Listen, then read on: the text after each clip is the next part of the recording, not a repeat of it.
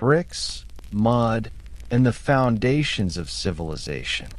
If you look at a modern city skyline, with its steel towers and glass walls, it might be difficult to imagine that once everything began with something as simple as mud. For thousands of years, across cultures and continents, the clay brick was the quiet cornerstone of human settlement. It did not shine like gold, nor inspire legends like swords. Yet without it, the idea of the city itself might never have existed. The story of the brick begins along river valleys. In Mesopotamia, where the Tigris and Euphrates snaked across the plain, stone was scarce and timber limited. But clay, fine, sticky mud from the rivers, was abundant. Early builders discovered that this clay could be shaped, dried, and hardened into rectangular blocks. These were light enough to carry and strong enough to stack. By the 4th millennium BCE, the first true cities rose, their walls and houses not of stone, but of sun-dried brick. The process was simple but repetitive.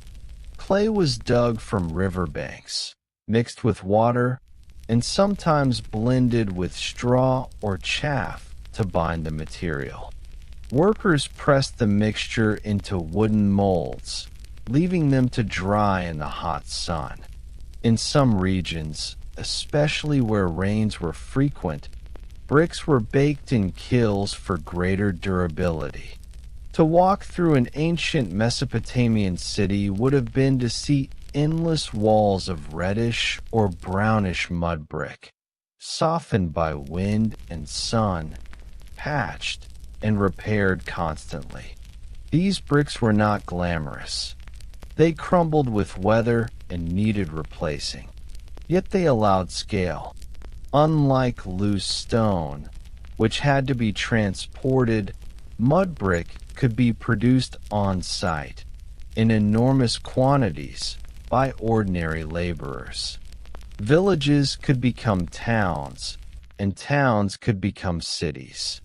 Uruk, one of the first great cities of Mesopotamia, housed tens of thousands of people within walls that stretched for miles. Without bricks, such walls would have been impossible.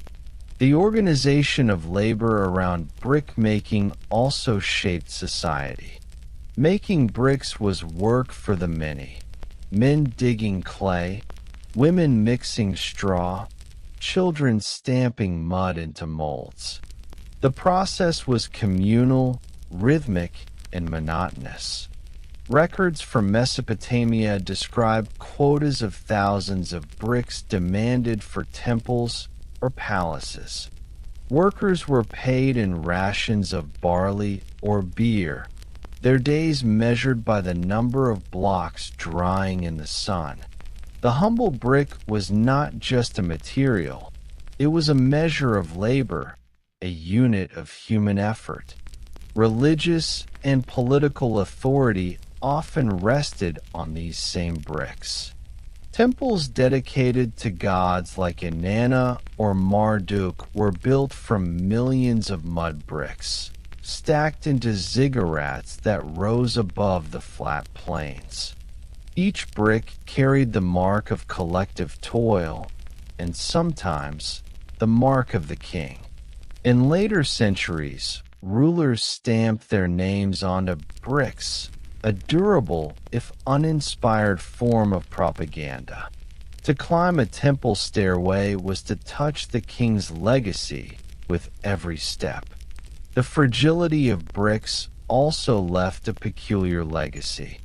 Unlike stone monuments that endure for millennia, many brick cities dissolved back into earth once abandoned.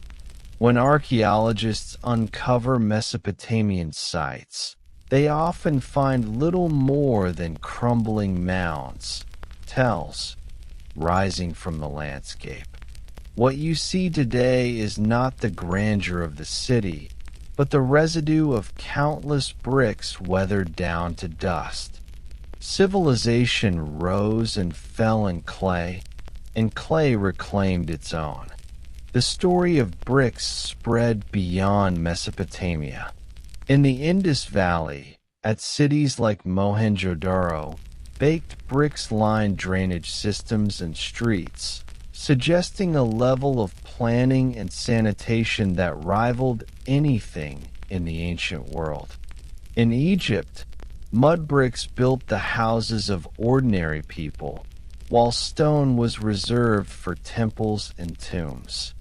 Even the Israelites, according to biblical accounts, labored under Egyptian rule, making bricks without straw, a reminder of how fundamental the task was, and how symbolic it became of toil and oppression. To imagine life in a brick-built world is to think small, not grand. The walls around you were soft to the touch, patched and plastered repeatedly. Rain might wash them down, forcing repairs. Floors were compacted clay, cool underfoot. Roofs were beams covered in reed mats and mud, needing constant attention. Bricks did not promise permanence. They promised practicality. They were the compromise between ambition and environment, between what humans wanted to build and what the land allowed. Yet, for all their fragility, bricks created continuity. Generations lived within the same walls, repairing them year after year, passing them down like heirlooms. Entire neighborhoods grew in place, their outlines traced by bricks that had been reshaped and reused countless times. Archaeologists often find bricks from earlier walls incorporated into later ones, suggesting a cycle of continuity in which the material itself carried history. Even trade was shaped by bricks. While you could not easily transport mud bricks over long distances, fired bricks, more durable and uniform, began to circulate. In regions with kilns, bricks became a product in themselves, standardized in size and shape. This standardization allowed for more precise construction, and in a quiet way, anticipated the logic of mass production centuries before factories. The ordinary brick thus reveals a paradox. It was humble, impermanent, and unremarkable, yet it underpinned the very possibility of urban life. Without bricks, temples would not rise, cities would not spread, and societies would not organize themselves around walls and streets. What seems like the dullest of objects was, in truth, the most transformative. And so, you might wonder, if bricks built the first cities, how did they also shape the ways in which people governed, worshipped, and thought about permanence? Did the fragility of mud brick cities influence how ancient people saw time, decay, and renewal? Bricks as symbols of power and the rise of monumental building. When you think of power in the ancient world, you might imagine glittering palaces or towering stone monuments. Yet for most early societies, stone was a luxury, hard to find and harder to shape. Power was instead built, quite literally, out of clay. Kings, priests, and officials relied on the same bricks as ordinary villagers, but they wielded them at scale, turning the fragile mud brick into a language of authority. In Mesopotamia, the ziggurat stands as the clearest example of this. Rising tier by tier above the plains, These step temples were constructed from millions of mud bricks at their core, faced with kiln-fired bricks to resist erosion. The ziggurat of Uar, commissioned by King Uarnemu around 2100 BCE, required an almost unimaginable number of bricks. Estimates range into the tens of millions. Each one was shaped, dried, and placed by human hands. Some bore stamped inscriptions naming the king, declaring his patronage with every step. To ascend its stairways was to climb not just toward the gods, but across a record of royal power pressed into clay.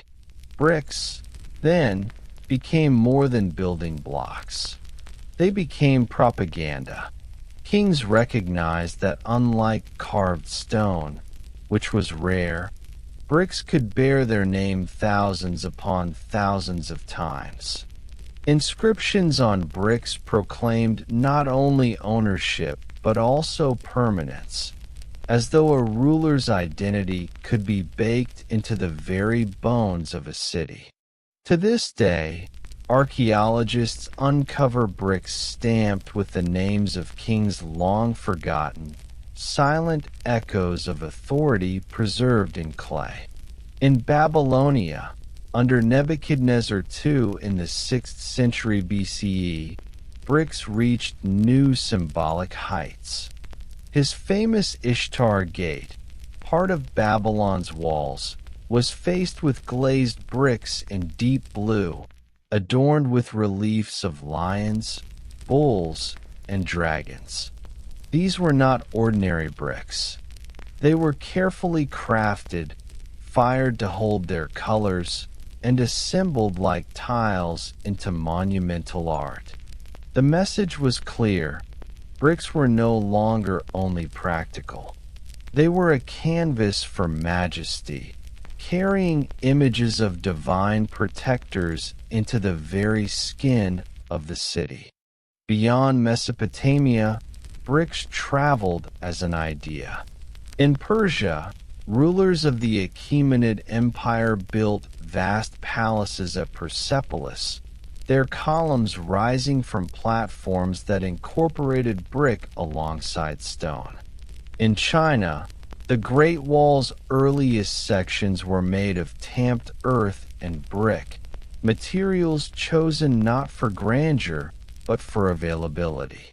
Yet even here, bricks became symbols of scale, embodying the state's ability to command resources and labor on a massive level. In Rome, the story of bricks took another turn. Though Romans are often remembered for stone architecture, marble temples, and granite columns, bricks underpinned much of their construction. Roman concrete, or opus caementitium, was often faced with brick to provide structure and uniformity. These bricks were mass-produced, standardized in form, and stamped with the mark of the manufacturer or legion that made them. As with Mesopotamian kings, Roman emperors understood the value of a name pressed into clay. To walk a Roman street was to walk among walls quietly bearing the signatures of imperial power. Monumental brickwork also demanded systems of labor and logistics that reshaped society. Large-scale construction required not only materials, but also the organization to gather, mold, and transport millions of bricks. Workers often lived near kilns, their lives structured by the rhythm of production. What had to be gathered for firing, clay pits dug and refilled, molds handled again and again. In this sense, monumental buildings were as much about administrative control as they were about architecture. The brick became a measure of governance. How effectively a state could harness labor, enforce quotas, and sustained construction over years or decades. Religion, too, clung to bricks.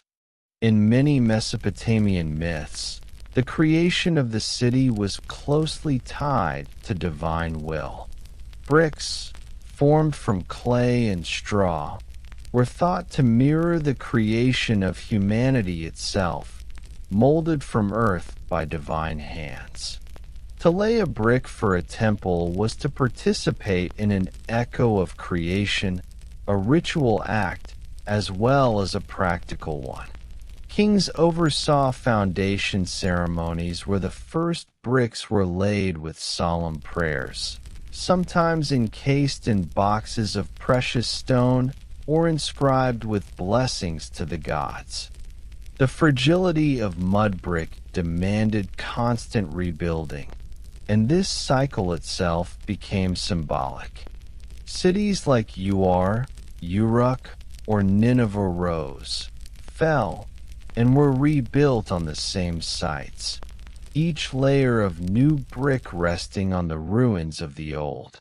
Over centuries, this created artificial hills, tells, that dotted the landscape.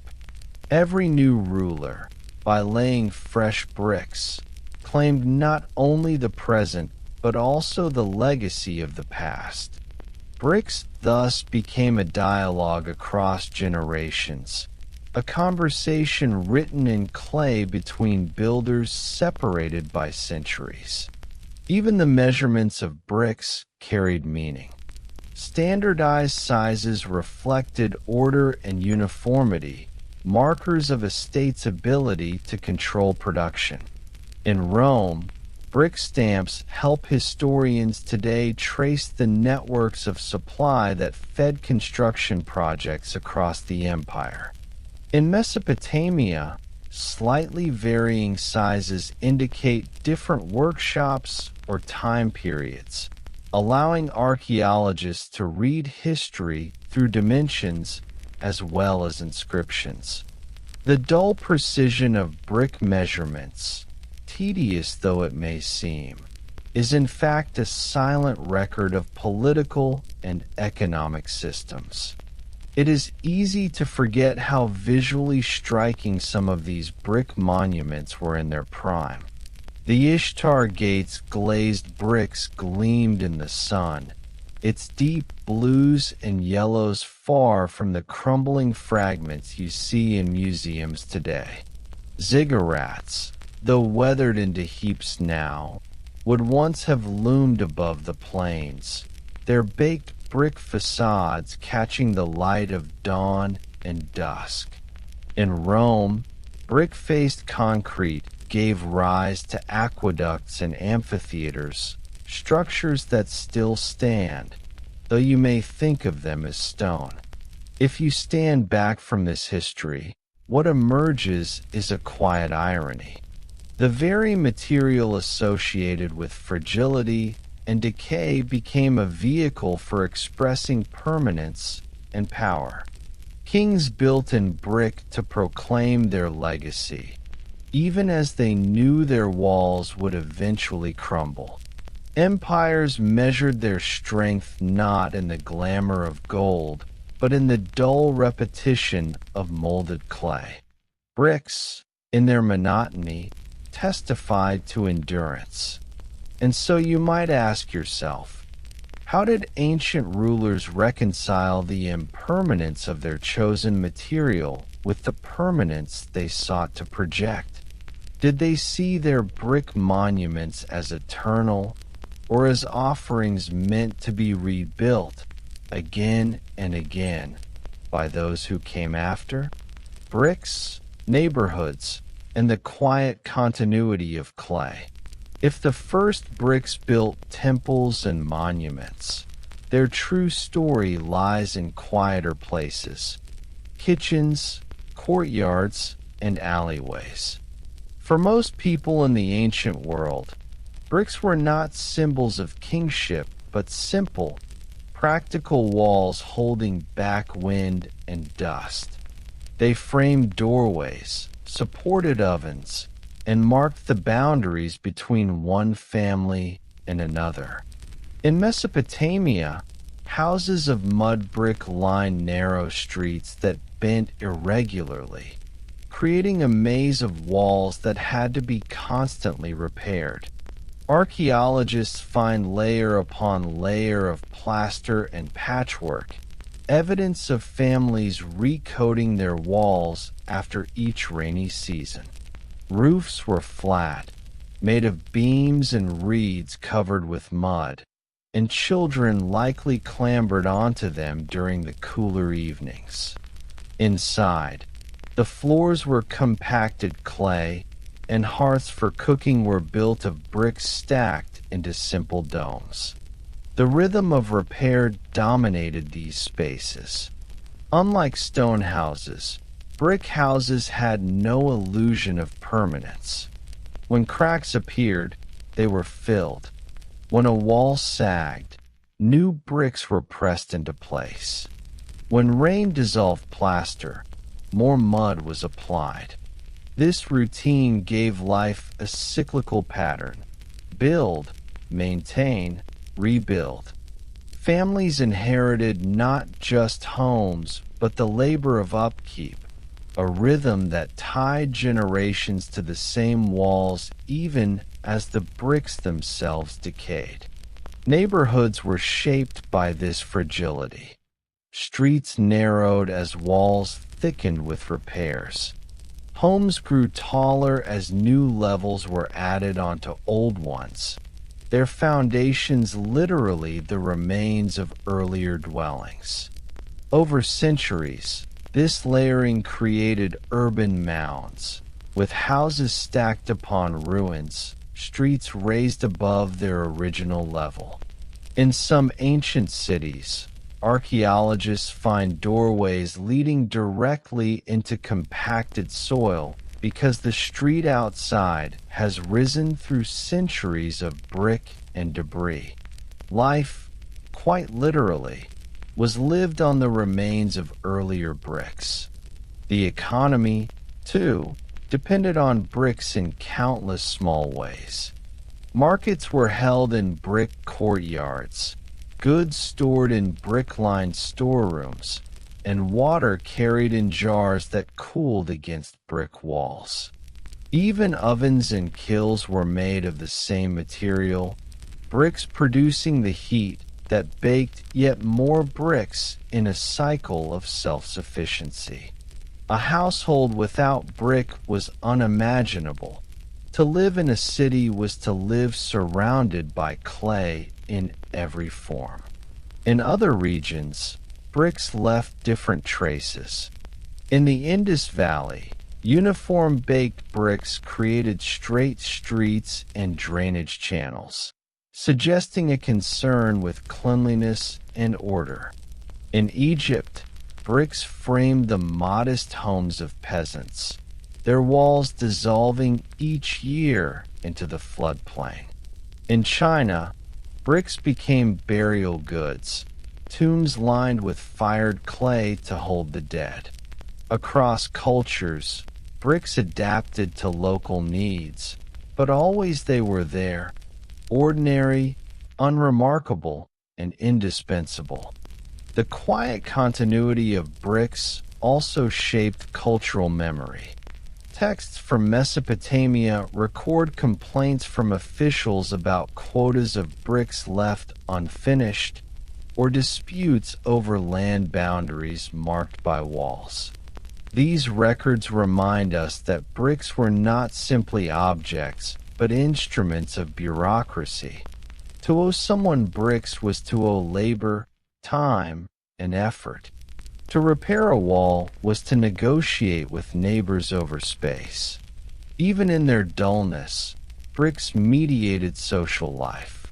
You might picture an ancient child pressing mud into a wooden mold, hands sticky with clay, waiting for the block to dry in the sun. That same brick could later form part of a kitchen oven, its surface blackened with soot. Years later, the same oven might be dismantled, its bricks reshaped into new walls.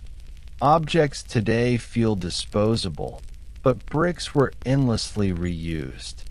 Their long life as material tied people to a cycle of rebuilding that blurred the line between past and present. And yet, for all their ordinariness, bricks carried a quiet symbolism. In many cultures, to lay a brick was to begin something: a house, a family, a future. Foundation deposits, where the first brick was laid with offerings or prayers, suggest that even common materials were sacred at their beginning. Each wall, no matter how small, was built with intention. Each courtyard held stories written not in ink, but in clay. The continuity of bricks extends to our own world. If you live in a brick house or pass a brick wall on a city street, you are part of a lineage stretching back to those first river valleys. The materials may be processed differently now, fired in industrial kilns, reinforced with mortar, shaped with machines, but the principle is the same: clay transformed into permanence. Even skyscrapers, framed in steel and glass, often rely on brick facades to define their character. The humble unit remains, even as the scale has changed. But perhaps the most enduring legacy of bricks is not physical at all. It is the mindset they fostered, the acceptance of impermanence and the resilience to rebuild. Unlike stone, which promised eternity, brick acknowledged decay. To live in a brick-built city was to live with the knowledge that walls would crumble, repairs would be needed, and futures would always rest upon the past. That rhythm of constant renewal shaped how ancient people thought about time, endurance, and the fragility of human achievement. And so, as you picture the quiet streets of an ancient city, the low mud brick houses glowing in candlelight, the soft walls patched by countless hands, you might ask yourself, is civilization itself less about permanence and more about this endless cycle of building, repair, and renewal?